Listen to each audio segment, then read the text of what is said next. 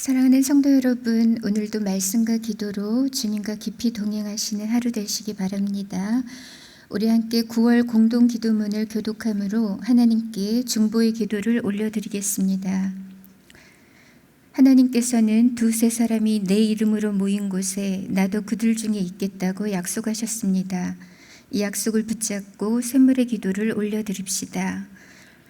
영원하신 왕 곧 썩지 아니하고 보이지 아니하고 홀로 하나이신 하나님께 존귀와 영광이 영원 무궁토록 있기를 바랍니다. 아멘. 이 시간 우리의 죄를 자백하오니 주의 보혈로 우리를 새롭게 하소서. 지금도 우리의 기도를 들으시는 주님께 감사를 드립니다. 주님께 우리의 사정을 아뢰고 주님의 뜻을 기다리오니 부르짖는 기도 소리를 듣고 응답하소서. 아멘. 사랑하는 주님, 샘물의 가정을 축복하소서. 분노와 다툼이 없이 거룩한 손을 들어 기도하는 아버지가 되게 하시고 소박함과 정절로서 자기를 단장하고 하나님을 경외함으로 이웃에게 선행을 실천하는 현숙한 어머니가 되게 하소서. 샘물의 자녀들을 축복하소서. 샘물의 자녀들이 부모를 공경하는 자녀가 되어 주께서 약속하신 복을 이 땅에서도 누리게 하소서. 무엇보다 신앙 고백이 분명한 자녀가 되게 하소서. 그래서 언제 어디서나 식사 기도할 줄 아는 견실한 신앙인으로 자라게 하소서. 아멘. 능력의 주님, 샘물교회를 사용하소서. 우리가 드리는 예배를 통해 부흥을 경험하게 하소서. 샘물교회가 이 시대를 밝히는 등불이 되어 많은 사람들을 옳은 대로 돌이키게 하소서. 그리하여 별과 같이 영원토록 빛나는 주의 교회가 되게 하소서. 샘물의 목장들이 물된 동산 같아서 우리의 쉼터가 되고 울타리가 되게 하소서. 하나님 아버지, 샘물교회를 기도의 도구와 말씀의 도구로 사용하소서. 평화의 도구와 능력의 통로로 삼아주소서. 그리하여 이곳에 발을 내딛는 자마다 영원히 목마르지 않는 샘물 되시는 예수님을 만나는 복을 누리게 하소서. 아멘. 자비의 주님, 이 나라를 불쌍히 여기소서. 온 세상 나라를 경영하시는 하나님, 대한민국의 흥망성쇠가 주께 있사오니 위정자들은 여호와 하나님을 두려워함으로 정의와 공의로 나라를 섬기게 하시고 국민들은 주의 법을 따라 거룩하게 살게 하소서. 그리하여 사회 곳곳에 서로를 배려하고 존중하는 문화가 뿌리내리게 하소서. 주께서 이 나라의 피난처가 되어주셔서 코로나 전염병과 재난으로부터 건져주소서. 한국교회가 날마다 개혁되게 하시고 주를 알지 못하는 민족들과 영혼들에게 복음을 전파하여 선교의 과업을 완수하는 은혜를 누리게 하소서. 아멘. 오늘 하루를 기도와 말씀으로 시작하오니 우리와 함께 해주시고 복 주시옵소서. 예수님의 이름으로 기도합니다. 아멘. 이제 하나님 말씀을 보도록 하겠습니다. 오늘 말씀은 고린도후서 1장 23절에서 2장 4절까지입니다. 고린도후서 1장 23절에서 2장 4절까지 말씀을 읽겠습니다. 내가 내 목숨을 걸고 하나님을 불러 증언하시게 하노니 내가 다시 고린도에 가지 아니한 것은 너희를 아끼려 함이라. 우리가 너희 믿음을 주관하려는 것이 아니요 오직 너희 기쁨을 돕는 자가 되려 함이니 이는 너희가 믿음에 섰음이라. 내가 다시는 너희에게 근심 중에 나아가지 아니하기로 스스로 결심하였노니 내가 너희를 근심하게 한다면 내가 근심하게 한 자밖에 나를 기쁘게 할 자가 누구냐. 내가 이같이 쓴 것은 내가 갈 때에 마땅히 나를 기쁘게 할 자로부터 도리어 근심을 얻을까 염려하며 또 너희 모두에 대한 나의 기쁨이 너희 모두의 기쁨인 줄 확신함이로라. 내가 마음에 큰 눌림과 걱정이 있어 많은 눈물로 너희에게 썼노니 이는 너희로 근심하게 하려 한 것이 아니요 오직 내가 너희를 향하여 넘치는 사랑이 있음을 너희로 알게 하려 함이라. 아멘. 그리스도인은 하나님의 사랑으로 살아가는 자들입니다. 바울은 고린도 전서에서 믿음, 소망, 사랑 중에서 그 중에 제일이 사랑이라고 했습니다. 그리고 사랑을 추구하며 또 모든 일을 사랑으로 행하라고 권면했죠. 심지어는 만일 누구든지 주를 사랑하지 아니하면 저주를 받을 것이다 이렇게 말씀했습니다. 사람은 잔소리로 변하지 않습니다. 비판으로도 변하지 않죠. 오직 진실된 사랑으로만 변합니다. 온전한 하나님의 사랑만이 예수 안에서 우리의 영혼을 새롭게 하십니다. 바울은 굉장히 이성적이고 과단성과 또 추진력을 가진 사람이었지만 동시에 엄청난 사랑의 능력을 소유한 자였습니다. 오늘 본문에는 고린도 교회를 향한 바울의 사랑이 얼마나 지극했는지를 보여줍니다. 오늘 우리는 교회를 향한 바울의 그 넘치는 사랑의 증거들을 살펴보려고 합니다. 그리고 우리 안에도 그와 같은 사랑의 능력이 가득하기를 간구하는 이 아침이 되면 좋겠습니다. 먼저 바울의 교회를 향한 넘치는 사랑의 증거는 바로 교회를 아끼는 마음이었습니다. 지금까지 바울은 고린도 교회에 3통의 편지를 보냈고 총 2번의 방문을 했습니다. 첫 번째 방문은 그가 고린도 교회를 세울 때였고, 두 번째 방문은 두 번째 편지인 고린도전서를 보내고 난 뒤에 교회 상황이 악화되었다는 소식을 듣고서 고린도 교회를 2번째 방문했었습니다. 그러나 그때의 방문 성과는 좋지를 않았어요. 왜냐하면 교회가 그 바울의 권면을 배척했고 회개하지 않았기 때문입니다. 바울은 당시 교회 내 대적자들에게 사도성에 대한 공격을 받았고 인격적인 수모까지 당하면서 급하게 고린도를 떠나게 됩니다. 이 2번째 방문에서 바울이 향후 그의 계획을 밝혔었는데, 그것은 그가 마게도냐로 갔다가 다시 고린도로 올 것이라는 것, 고린도로 왔다가 유대 예루살렘으로 가겠다는 계획이었습니다. 그런데 무슨 일인지 바울이 돌연 이 고린도 방문 계획을 취소하게 된 겁니다. 대신에 소위 눈물의 편지라고 불리는 3번째 서신을 디도를 통해 고린도에 전달했던 것이죠. 그러자 교회 안의 대적자들에게는 바울을 공격할 그 빌미가 하나 더 생겨버렸습니다. 바울은 빈말을 하는 사람이고 불성실하고 비겁한 사역자다, 이런 비난이 있었던 것입니다. 그렇다면 바울은 왜 고린도에 들르겠다고 하고서는 돌연 취소하고 편지만 보냈을까요? 고린도 교회는 원래 바울이 전해준 복음의 올바른 기초 위에 세워진 교회였습니다. 게다가 교회 안에는 성령의 은사들이 굉장히 역동적으로 나타나고 있었습니다. 그러나 아쉽게도 아직 이 교회는 성숙한 교회는 아니었어요. 교회 안에 많은 파벌과 분쟁들이 있었고 또 음행을 비롯한 각종 죄악들로 교회는 몸살을 앓고 있었던 것입니다. 이 때문에 바울이 2번째 고린도를 방문했을 때 교회를 질책했었지만 오히려 그에게 돌아온 것은 반발과 비난과 공격이었습니다. 그리고 아직 이런 상태가 계속되고 있는 한 바울이 지금 3차로 고린도를 방문한다고 해도 좋은 결과를 기대할 수가 없었던 것이죠. 바울은 또다시 그들의 심각한 죄들을 보게 될 때 책망할 수밖에 없을 것이고, 미성숙한 교회는 그의 권면을 소화할 수가 없어서 결국은 득보다 실이 더 많은 방문이 될 것을 우려했던 것입니다.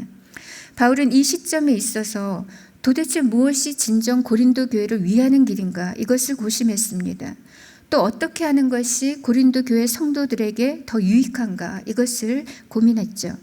그가 기도 중에 내린 결론은 계획했었던 직접 방문을 접고 먼저 다시 편지로 권면해야겠다는 생각이었습니다. 그래서 바울은 방문 대신에 소위 근심의 편지라고 불리우는 3번째 서신을 고린도에 보내게 된 것입니다. 그리고 감사하게도 이 편지를 받은 교회의 다수 교인들이 말씀을 받아서 회개하기에 이르게 됩니다. 그리고 그 기쁜 소식을 전해 들었던 바울은 하나님 앞에 다시 큰 위로를 받게 되고, 그래서 고린도 교회에 4번째 편지를 보내게 되는데, 그 편지가 오늘 우리가 보고 있는 고린도 후서입니다.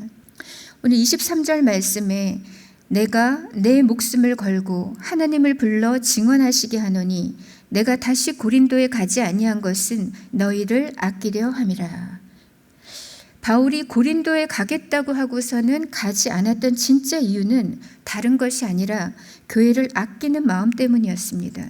즉 바울은 고린도 교회 성도들의 유익을 위해서 계획을 철회했던 것이고 하나님의 역사를 기대하면서 하나님의 때를 기다렸던 것입니다. 사랑하는 성도 여러분, 주님의 마음으로 서로를 많이 아껴주시기 바랍니다. 아내는 남편을, 남편은 아내를, 부모는 자녀를, 자녀는 부모를 좀 더 아껴주시면 좋겠습니다. 나아가 목자는 목장 식구들을, 또 목장 식구들도 여러분의 목장님들을 정말 귀히 여기시고 깊이 아껴주시기 바랍니다. 목자와 사꾼의 차이도, 그 결정적인 차이도 바로 이 아끼는 마음에 있습니다. 교인들이 코로나로 아프든 말든 아무런 걱정도 미안함도 책임감도 없다면 그것은 결코 선한 목자일 수 없습니다. 참된 하나님의 사역자는 먼저 하나님의 이름과 그분의 나라와 교회의 명예를 아낍니다. 그리고 하나님의 양떼와 그 소떼를 아끼게 됩니다. 힘든 시기일수록 우리는 더욱 서로를 아껴주고 기도하며 사랑으로 붙들어 주어야 할 것입니다. 두 번째, 바울의 넘치는 그 사랑의 증거는 바로 교회를 돕는 자세였습니다. 동계올림픽의 쇼트트랙 경기를 보게 되면 언제나 흥미진진했습니다. 1000분의 1초 차이로 메달의 색이 바뀐다고 하니까요. 특히 계주를 볼 때 제게 가장 인상적인 장면은 바로 바통 터치의 장면이었습니다. 한 선수가 자신의 구간을 다 달렸다고 해서 끝이 아닙니다. 마지막 터치가 더 중요한데 그것은 관성의 법칙을 이용해서 이어서 새롭게 출발하는 선수의 엉덩이를 힘껏 밀어주는 겁니다. 우리 복음 사역자들은 무엇을 하는 사람들인가? 또 목자는 무엇을 하는 사람들인가? 하나님께서 우리에게 맡겨주신 영혼들을 그리스도께로 힘껏 밀어넣는 사람입니다. 내 사람을 만드는 것이 아니라 그리스도 예수의 사람을 만드는 것입니다. 그 영혼이 예수님을 믿는 믿음 위에 견고히 서도록 또한 순종의 삶을 살아가도록 돕는 것이 우리의 일입니다. 그래서 바울은 24절에 이렇게 말씀합니다. 우리가 너희 믿음을 주관하려는 것이 아니요 오직 너희 기쁨을 돕는 자가 되려 함이니 이는 너희가 믿음에 섰음이라. 당시 고린도 교회 안에는 바울이 전했던 복음 외에 변질된 다른 믿음의 길을 제시했던 거짓 선생들이 있었습니다. 그들은 고린도 교회 성도들의 믿음을 그야말로 그들 마음대로 주관하려고 했습니다. 그러나 이것은 분수를 넘는 악한 일이죠. 바울은 스스로 믿음의 주관자가 되려고 하지 않았습니다. 올바른 복음 사역자는 그 자신의 믿음의 주관자가 되는 것이 아니라 교회가 하나님 앞에 온전한 믿음으로 설 수 있도록 곁에서 도와주는 자여야 합니다. 우리의 믿음과 또 교회의 유일한 주관자는 오직 예수 그리스도밖에 없습니다. 우리의 역할은 단지 하나님 교회의 사환으로서 성도들의 믿음을 진작시키고 그들이 성령 안에서 순종하며 주님과 기쁘게 동행하도록 도와주는 일인 것입니다. 세 번째, 바울의 넘치는 사랑의 증거는 바로 그의 눈물입니다.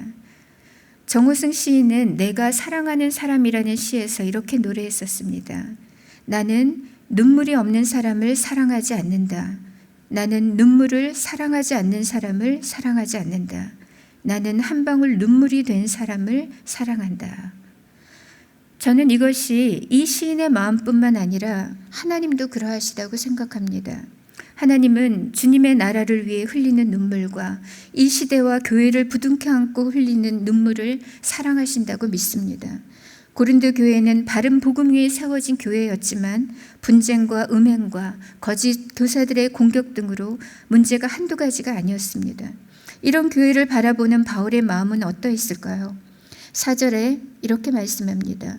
내가 마음에 큰 눌림과 걱정이 있어 많은 눈물로 너희에게 썼노니 이는 너희로 근심하게 하려 한 것이 아니요 오직 내가 너희를 향하여 넘치는 사랑이 있음을 너희로 알게 하려 함이라.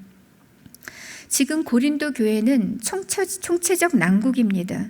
이런 교회를 바라보면서 바울의 마음은 말이 아니었습니다.